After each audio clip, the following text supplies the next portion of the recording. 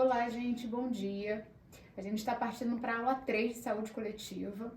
E aí vocês já devem estar com o livro nas mãos. E aí o que acontece? Vocês devem ter visto que está com saúde coletiva 1, que são 4 capítulos e que não está falando muita coisa sobre o que a gente debateu em sala, tá?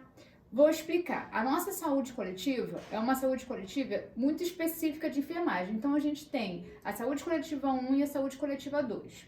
A saúde coletiva 1, que fala mais sobre o âmbito geral e tudo mais, eu vou falar nessa aula 3, ok? E aí, pra gente dar continuidade à saúde coletiva 2, que é a saúde específica para enfermagem e que temos bastante conteúdo para estudar. Então, eu não posso ficar muito presa no livro que vocês receberam de saúde coletiva 1, porque a gente precisa focar na saúde coletiva 2, tá bom? E aí, vamos lá. Resumo da ópera, né? Botei aqui especificado para vocês. Saúde coletiva 1, que vai da unidade 1 ao 4, que é o livro didático que vocês têm em mãos, eu vou falar nessa aula, tá? E a saúde coletiva a gente já deu a unidade 1, 2, 3, paramos no Programa Nacional de Imunização, e a aula 4 a gente já entra na unidade 4 de saúde coletiva 2, que fala das infecções sexualmente transmissíveis, e aí por diante. Aula 5, unidade 5, que fala de planejamento familiar e métodos contraceptivos, e aí ainda tem várias outras matérias pra gente entrar. Então, por isso a gente não pode ficar muito nesse livro aqui da saúde coletiva 1, tá? Porque a gente tem que focar no livro de saúde coletiva 2, que se vocês não têm o material, não chegou o livro, não tem problema, eu vou enviando materiais para vocês, tá bom? Sobre esses conteúdos, porque é o que é específico para enfermagem, para o técnico de enfermagem.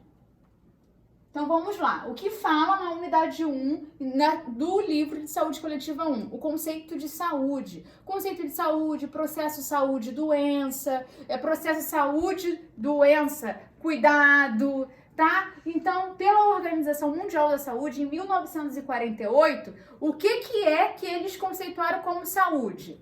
Um estado de pleno bem-estar físico, psíquico e social, ou seja, não é a ausência da saúde. O conceito de saúde, para a Organização Mundial da Saúde, não é a ausência de doença, tá? É um pleno bem-estar, que envolve o bem-estar físico, o seu corpo, tá? É o bem espiritual, quanto à questão dos valores, das questões morais, éticas, a questão em que envolve a questão mental, a questão do conhecimento, a questão de estar bem consigo mesmo, a questão social, a questão de estar bem com nossos relacionamentos sociais, com o nosso pai, com nossa mãe, com nossos amigos, com nossos irmãos. Então, tudo isso envolve doença. Só que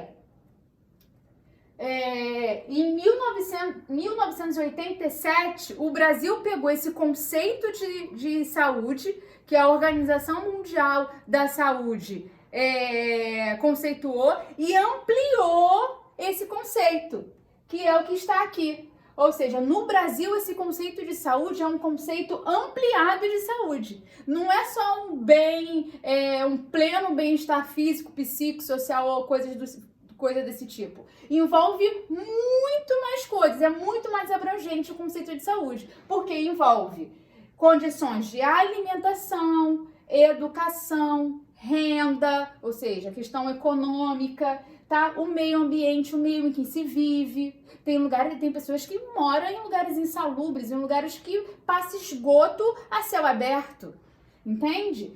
Envolve a questão do transporte, o emprego. Gente, vamos lá. Não é bom para ninguém, para nenhuma saúde mental, sequer de ninguém, ficar pegando trem 5 horas da manhã lotado. Santa Cruz, Japeri é complicado, né? Então é isso que o conceito dentro do SUS fala, um conceito ampliado de saúde. Mas voltando aqui para o slide anterior, qual é a história, muito resumidamente, sobre o processo saúde e doença? no início, lá na Idade Antiga, as questões de doença, a pessoa quando ficava doente, era tida até como endemoniada. E aí puxava para o lado religioso, para a questão mágica, religiosa, tinha líderes espirituais. Um pouco mais à frente veio a medicina hipocrática, que foi lá no Império Grego, que resulta numa saúde, que a saúde é resultante entre o meio ambiente, né, e o bom equilíbrio. Só que chegou em 1948, a Organização Mundial da Saúde traz esse conceito e em 1987 o Brasil amplia esse conceito aqui no Brasil, tá, gente? Então, a questão da desigualdade também tem a ver com saúde pública, tá? Tem a ver com saúde coletiva. Então vamos lá aqui, ó, resumidamente, o conceito de saúde. O que seria o conceito ampliado de saúde? Aqui tá saúde, tá vendo? Envolve cultura, alimentação, ou seja, uma pessoa que mora lá no interiorzão e que não tem acesso a uma boa alimentação. Você acha que vai ter uma saúde adequada?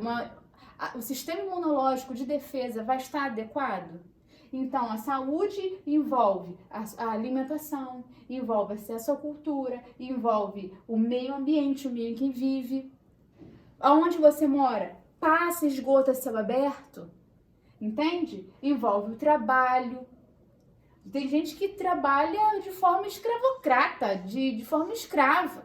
Trabalha, sai de casa às 4h30 da manhã para chegar às 9h30 da noite em casa para ganhar um salário mínimo, entende? Então, aqui, ó, envolve acesso aos serviços de saúde. Essa pessoa tem acesso aos serviços de saúde? Envolve lazer, envolve a renda, envolve a habitação. Então, isso aqui é o conceito de saúde de forma amplificada pelo SUS. O que é SUS, que a gente já falou em sala? Sistema Único de Saúde. Aqui, ó, processo, saúde e doenças. Tá? É praticamente a mesma coisa. Vamos lá. Aqui é só para vocês darem uma olhada como que a saúde ela é complexa. Olha aqui a complexidade da saúde. Aqui são fatores pessoais, ou seja, genética. A pessoa nasce com uma predisposição a ter diabetes, ou uma pessoa nasce com uma predisposição a ter hipertensão. Fatores pessoais, que envolve a genética, que envolve a questão da educação, do meio em que vive, tá? Familiar, hábitos, estilos emocionais. Uma pessoa que vive em meio a uma família que é uma gritaria, que é aquela coisa desordenada e tal. Então, assim, isso aqui são fatores pessoais. Fora os fatores que existem, que é fator social, fator educacional, fator cultural, ou seja, o governo consegue suprir a questão da educação. Todos têm acesso à educação de excelência, porque isso também é questão de saúde. E saúde pública, saúde coletiva. Conseguiram entender? É um pouquinho complexo, é um pouquinho chato. Eu entendo isso às vezes porque a gente quer partir logo para a questão da prática de enfermagem, mas a gente precisa dessa introdução, tá bom? E aí, as profissões da área de saúde. A gente tem medicina, enfermagem, odontologia, que são de dentista, terapia ocupacional, fonoaudióloga, psicologia, farmácia, tá? E por o conceito da saúde no Brasil ser ampliada, existem as profissões que a gente chama de intersetorialidade, que são o quê? Os profissionais de educação, os engenheiros, que mexem com essa questão de obra, engenheiro civil, sanitarista, consegue entender? Porque se o conceito de saúde no Brasil é ampliado, envolve educação, envolve economia, envolve meio ambiente, envolve habitação, ou seja, as profissões que estão por trás disso, a gente chama de profissões da saúde, mas que é uma questão de intersetorialidade. Profissionais tradicionais do setor de saúde são só esses daqui, ok? Fechado? Vamos lá, gente. Já está terminando já essa aula. A inserção do Estado na saúde. Por quê? Lá no artigo número 196, ou seja, Constituição que eu já falei em sala, é lei, tá? É lei. A saúde é um direito de todos e um dever do Estado. Ou seja, direito é obrigação, nós temos direito, nós temos obrigação de termos saúde, e o dever E o Estado tem que nos dar essa saúde. E o que é saúde? É só ausência de doença? Ah, eu não estou doente, então eu tenho saúde. Não. Saúde é conceito ampliado de saúde, educação, habitação, lazer, cultura. O Estado ele tem que nos dar, tem a obrigação de nos dar todos esses setores, tá? Por lei. E aí, ó, o Estado trata-se de um conjunto de poderes, que é o executivo, o legislativo e o judiciário. O executivo, presidente, governador, prefeito. Legislativo são os que fazem as leis, né? Deputados, senadores. E o judiciário é aquele que faz cumprir a lei, que são os juízes, promotores, desembargadores, tá? Ou seja, executivo governa, administra. Legislativo fazem as leis. E o judiciário fazem cumprir as leis, tá? E o que é saúde pública? Aqui está um resuminho sobre saúde pública, de quem é a responsabilidade, tá? E saúde pública é a arte e a ciência de prevenir as doenças, prolongar a vida, promover a saúde física e mental por meio de esforços organizados da comunidade. Quando a gente fala assim, a obesidade é uma questão de saúde pública. Por quê? Porque uma pessoa obesa, ela pode ter o colesterol alto, ela pode ser hipertensa, ela pode ser diabética. E isso é uma questão de saúde. Entende? Se saúde pela Organização Mundial da Saúde é o pleno bem-estar físico e mais outras coisas, físico, mental, social, psíquico, ou seja, físico envolve a questão da obesidade, depressão, mental, álcool e drogas também envolve a questão mental, a saúde física e mental. Hipertensão, a alimentação, ou seja, quando a gente fala que álcool e droga é uma questão de saúde pública, é uma questão de saúde coletiva, é por causa disso, tá? Vamos lá. E a unidade 2 do livro de vocês, tá? Da saúde coletiva 1, fala sobre a epidemiologia. O que é epidemiologia? Epi, sobre... Demo, população, logia, estudo. Então, estudo sobre a população. Para que serve a epidemiologia? Para fazer um estudo sobre uma determinada população, para a gente poder traçar estratégias de prevenção e controle de doenças ou coisas que previnem doenças, tá? Ou seja, aqui, olha, epidemiologia, o estudo da distribuição e dos determinantes de estados ou eventos relacionados à saúde em populações específicas e sua aplicação na prevenção e controle de doenças. Ou seja, a epidemiologia vem para poder traçar estudos de acordo com certo grupo de população para traçar prevenção e controle sobre problemas na saúde.